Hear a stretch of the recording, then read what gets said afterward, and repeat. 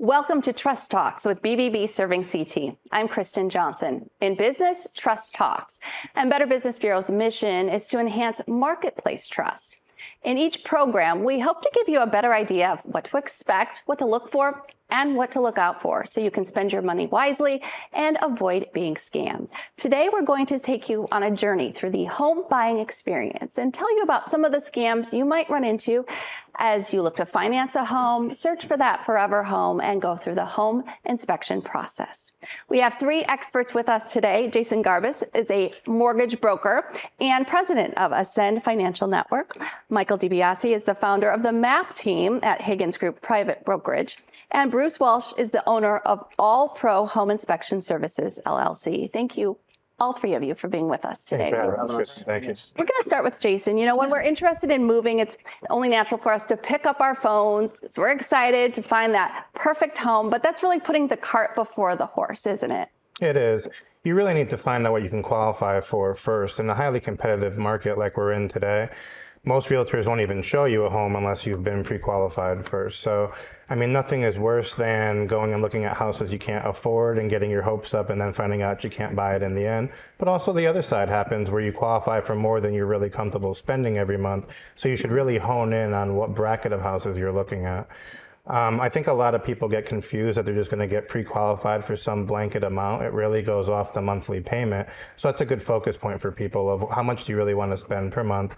Let's get our ducks in a row, get you a pre-qualification letter, then send you off with your realtor looking at a more honed in list of homes that you can shop for. So, Michael, once you know what you can afford, that's when the fun begins. It's been a seller's market. Tell me what first-time home buyers need to know right now about this process. First-time home buyers, to piggyback off Jason a little bit, is that number one, you have to have a fresh pre-qualification because the qualifications have changed over time. Number two, you're going to want to know the inventory immediately. I think to be prepared for the market properly, you're going to want to work with a realtor professional that knows what's coming on the market and that is feeding you real-time information. You hate to say it, but in this type of market, a seller's market, if you wait till the weekend, and it could be a Tuesday, likely that house could be gone in 48 hours or less. That's how strong of a seller's market is. You want to be informed and you want to have a realtor that's a professional and knows what's going on in the industry. So meaning that they know surrounding towns, they know what exactly you're looking for, they know other professionals in the field to kind of assist you along in the process. And then, Bruce, once you find what you hope is the perfect home, it's really important to have a home inspection, and hiring a home inspector can really save you money in the long run, can't it? Absolutely. Buying a home is one of the most expensive things you'll ever do in your life.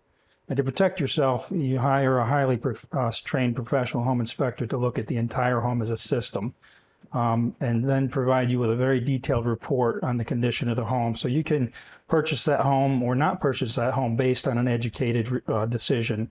Most home buyers look at homes for curb appeal.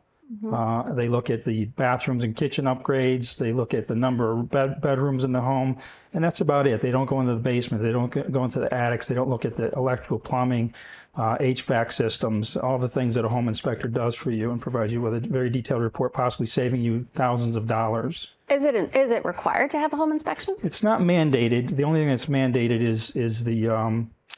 is the appraisal, but home inspections are not mandated, but it is highly recommended. Anyone who passes on a home inspection is taking a big risk. So Jason, though, I've heard that your lender may require a home inspection. Is that the case? You don't see that as much in all the mortgage products. You see it in a lot of the government-based products, specifically like if you were going to get a VA loan, you have to get a pest inspection, and the lender does require to see that.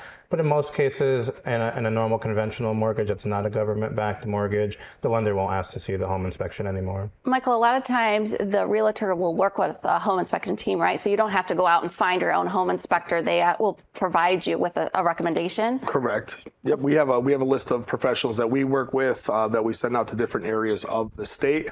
In addition, once the report comes in that we spoke of, we actually go through that. There's contingency set up to protect home buyers per the inspection. So if something was unsatisfactory, we can actually use that as a negotiation tool going forward. And that's why, to speak on Bruce's point, it's very imperative that we have the home inspection. We push those 100% of the time. Now, I have heard the concern, Bruce, that the real estate agent and the home inspector are in cahoots. And so the home inspector might not be as forthcoming about issues that they see because they don't want to ruin the sale. I mean, is that a problem that you commonly see in your industry? No, that couldn't be any further from the truth, because there's a lot of liability for not only the home inspector, but also the real estate agent, the broker, and everybody involved in the transaction. So I'm working for the person buying the home, and that's the only person I'm working for. I'm doing what's in the best interest of that person to educate them about the overall condition of the home so they can make a decision to buy or pass on the home based on our inspection. But Michael, if someone is concerned and they feel like there were problems, once they move in and they're like, wait, why didn't this home inspector point this out? You, as the real estate agent, you'd want to know that, right? Yes, we would want to know if there were issues in the home. That's why we have a thorough review process prior. And like I say, the contingencies, once they're in place, we review them with the seller as well. If we were representing the buyer, or if I was representing the seller, we're waiting on these to come in. So we know for every home inspection, there are going to be a list of issues. There's never a perfect home. That's why it's imperative to have. So Bruce, you decide to venture out on your own. Maybe you're not going to use who your real estate agent recommends. What should you look for when hiring a home inspector? Well, the first thing you should look for is to make sure that they're certified and licensed through the state of Connecticut. So Connecticut mandates licensing certification. So you make sure that that's the case. You can ask them for their license. They are obligated to provide that. I have my license here. This is what you should see from a home inspector. Okay. If you ask for it, they have to provide that. So it's important that they're licensed. Also, look and see if they have an online presence. If there's reviews online about the company, make sure they have longevity in the industry. See if they're tied to any agencies like Connecticut Association of Home Inspectors, the Better Business Bureau, and look into their companies that way and do a little research. And also, when you get the home inspector on the phone, interview them, so to speak. Ask pertinent questions and get a good gut feeling for who you like as a home inspector. Very good. Well, the FBI reports that more than 13,000 people were victims of real estate fraud in 2021. Jason, let's talk a little bit about deceptive practices. Trigger lead lenders. What is that? Why should we be concerned? Trigger leads is in the forefront now more than it has been in the last few years, given the way that our market is right now. So what's happening with the trigger lead lender is the credit bureaus, the minute you have a credit inquiry, the minute you have your credit pulled by a company, by a bank, by a lender, by basically anyone, the credit bureaus themselves are selling your information to lenders that are buying them, thus the triggering of it. They get their credit pulled, that triggers the lender to get your information that's buying it. And then they are going under the guise of somebody you're already working with. So you're seeing it by either phone call or text message is the most common, where they say, hey, we saw that, you got your credit run by X company. We're helping them get this deal done. And in reality, it's some random lender somewhere else pretending to be the person that you're working with. So what I recommend to my clients, especially now, is they really have to get on the opt-out or the pre-screen. So there's really two different websites that you can do this with. The government has their own, and that's that website is www.donotcall.gov, and then the one for the credit bureaus is www.optoutprescreen.com, and they take 5 or 6 days to take effect. So if you're thinking about getting qualified and you have the opportunity, the 5 or 6 day lead time, you want to jump on both of those sites. It's free to do it. Put your information on there, and you could really reduce the amount of the fraudulent trigger lenders that would try to reach out to you in that way. Is this the same as predatory lenders? And what are the red flags we should be looking for? So predatory lenders is a little bit different. You're not seeing that as much since the Frank-Dodd laws got passed in 2010. Specifically, a predatory lender is somebody that's charging more fees or a higher rate, generally over 5% in fees or 1.5% above the average prime offered rate. You'll see those are the technical definitions of a predatory lender, but for the most part, owner-occupied properties in Connecticut are shielded from those things now. You don't see that as much, but if you're a first-time investor, that's really where I would be on the lookout for a predatory lender. If you're an investment buyer or a business loan purpose buyer, all those rules don't exist. So if you're a first-time investor, I really think you should talk to a professional about what you should be looking for those things, because those are the people that are at risk. Okay, I want to move to Michael, talk about some real estate scams. The fake listing, I hear this a lot with rental scams. What should people be looking for? How do you avoid it or even know if something is legitimate? The very simple answer is if it's too good to be true, it usually is. I think what you look for if you're seeing homes that seem super cheap, send cash now options with rentals or purchases, your best bet is to call your local realtor or whom you're working with. I get those calls on a consistent basis. Say, Michael, I saw this on Craigslist or some other site like that. It seems like it was too good to be true. They asked me upfront cash. Can you help me through this? And then your realtor should be able to cross-check that through the multiple listing service, or even go on other sites that have the rental listings and call a potential listing agent or a homeowner for you and vet the process. There are also scams that target current homeowners, people that have already bought a home. The foreclosure relief scam. Can you tell us a little bit about that? The foreclosure relief scam is basically, it's predatory, as Jason was saying before. People are having financial difficulties. What they do is they call and say, if you send us X amount of cash now, we can get your home out of foreclosure and assist you through the process. And once again, even if there's mailings that request the same information, you should immediately call your mortgage broker. And I would keep in mind that you wouldn't want to call the number on the letter. And a lot of people make that mistake. There may be a good 1-800 number that seems very legit. Call your mortgage broker and state this is what's occurred, or call your lender that was prior to this person reaching out to you. And Bruce, I understand that scams are a little less common these days in the home inspection industry than they used to be. Why is that? Well, because the state mandated certification and licensing. Prior to that, anybody with a pickup truck and a ladder could be a home inspector. And there were scams going on. There were lawsuits, and the state finally stepped in and said, we're going to stop all this nonsense and we're going to mandate certification and licensing. And along with that goes a standard, a document that shows all the standards of practice that a home inspector has to abide by. And if they don't, they could jeopardize losing their license. So does a home buyer have any recourse if they feel like they were misled about the condition of their home? Absolutely. The first step would be to contact the home inspector and talk to them about your issue and see if you can work it out between the two of you. If you can't, the next step would be mediation. You can get a mediation set up between you and a mediator and the home buyer, and see if you could work it out that way. And if all else fails, then lawsuits would be the final. Ultimately the final way to get anything done or moving in the right direction to your satisfaction as a buyer. I want to do a little round robin. I'll go down the line. What is the most common question you get from your clients, and what do you wish they would ask you? I'd say the two most common questions come at the same time. What are rates, and then how much down payment do I need? And it's very specific to a lot of the criteria of the people themselves. So it's what type of property are you buying? Are you buying a single family home, a multi-family home, a condo? Those are all different interest rates. What's your credit score?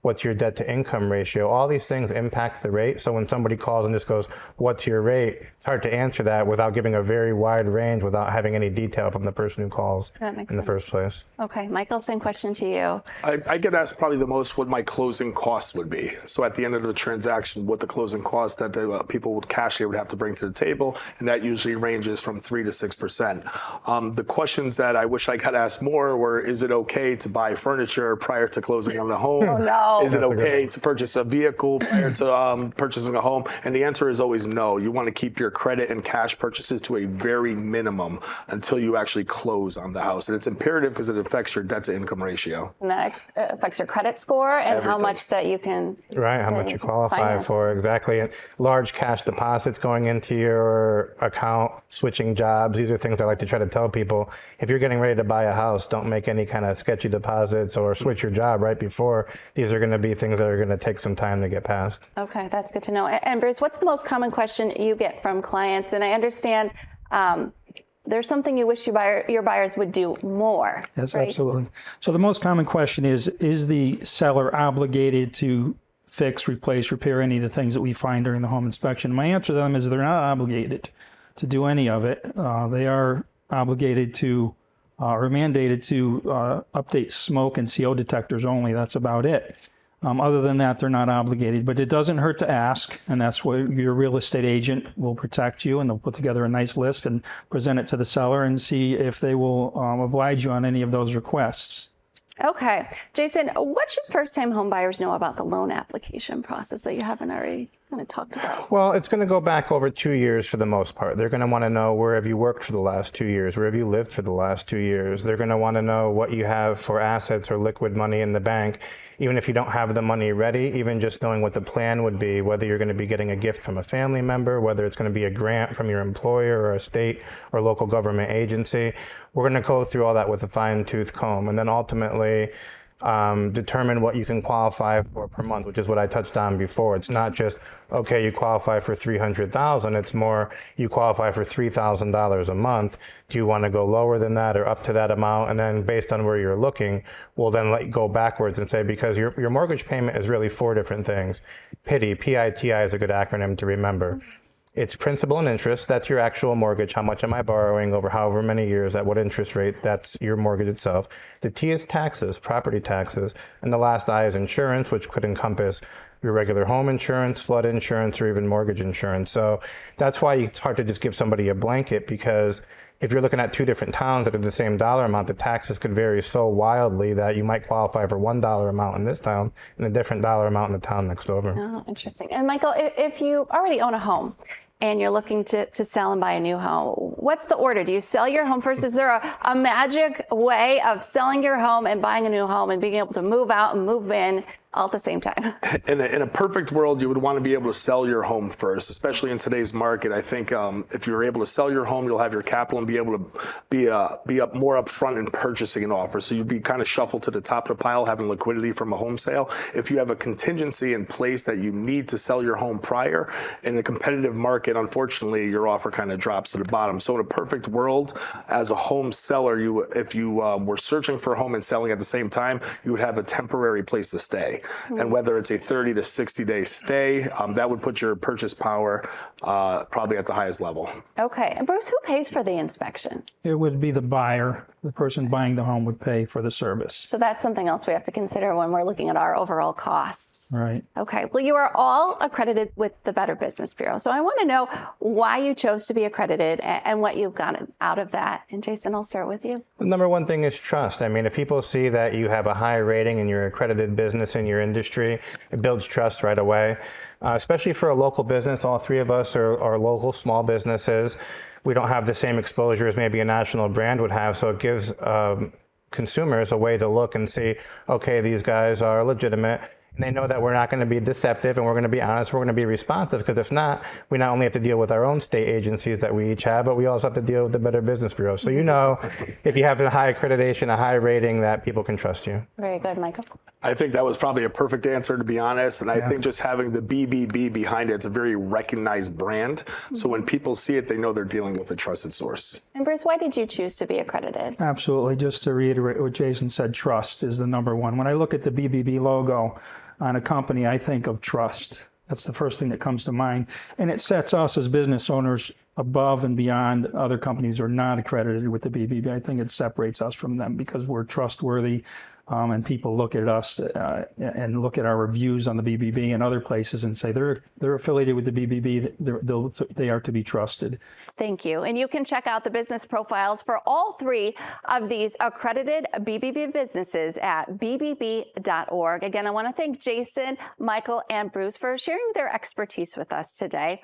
And thank you for joining us for Trust Talks. We'll see you next time.